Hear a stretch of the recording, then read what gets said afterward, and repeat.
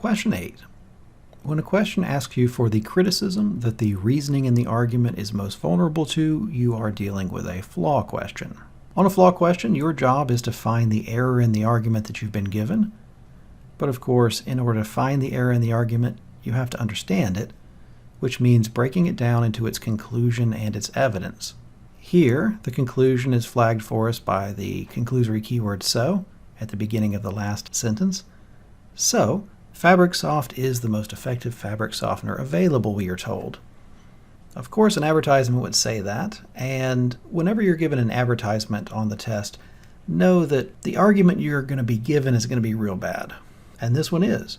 The first sentence is a bit of fluff, no pun intended, about how soft and fluffy that Fabric Soft leaves the clothing. The real meat of the evidence is the next sentence, which tells us about a survey that they did. So they took 100 consumers, they gave them 2 towels, one that had been washed with Fabric Soft, one that had not been washed with any fabric softener at all, and 99% of the people preferred the one that had been washed with Fabric Soft. Hopefully you can tell that this is not a great survey.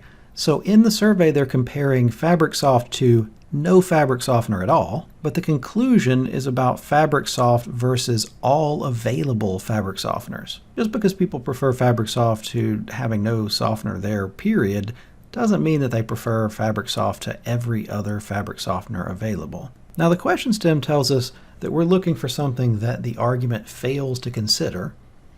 So what it fails to consider is this disconnect between better than nothing and better than everything. So we go to the answer choices looking for an answer that says that. Answer choice A, it fails to consider whether any of the consumers tested are allergic to fabric softeners. Well, allergies are not relevant here. Their claim isn't that Fabric Soft is the best fabric softener in all respects, just that it's the most effective fabric softener.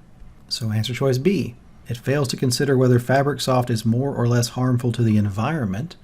Once again, they're just trying to prove that it's effective, so the environment doesn't matter. Sometimes very effective things hurt the environment, unfortunately.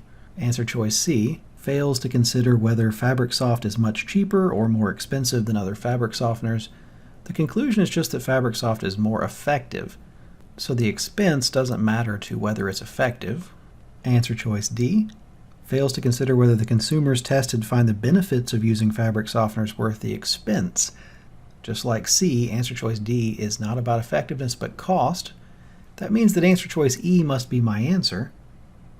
Answer choice E says, fails to consider whether the consumers tested had the opportunity to evaluate fabric softeners other than Fabric Soft. This is exactly what we wanted, to point out that just because it's better than nothing doesn't mean that it's the best available. You would have to look at something other than Fabric Soft to find out if it was the best available.